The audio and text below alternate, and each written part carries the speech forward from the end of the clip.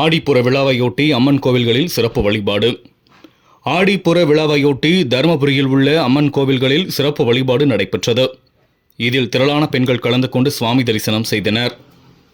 தருமபுரி பகுதியில் உள்ள அனைத்து அம்மன் கோவில்களிலும் ஆடிப்பூர விழா சிறப்பாக கொண்டாடப்பட்டது.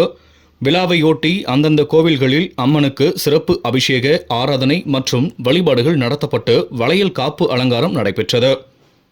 பின்னர் மகா தீபாராதனையும் சிறப்பு பூஜைகளும் நடைபெற்றன. இதில் அந்தந்த பகுதியைச் சேர்ந்த திரளான பெண்கள் கலந்து கொண்டு சுவாமி தரிசனம் செய்தனர்.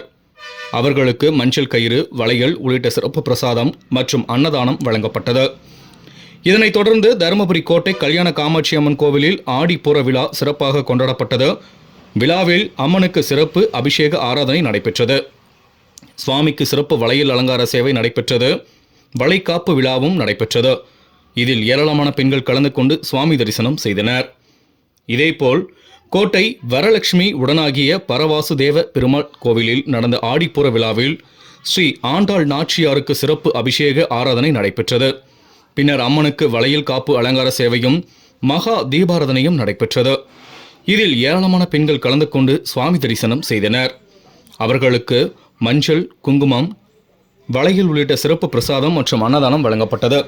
இதற்கான ஏற்பாடுகளை தொழிலதிபர் அக்ஷயா முருகன் குடும்பத்தார் செய்திருந்தார்கள்.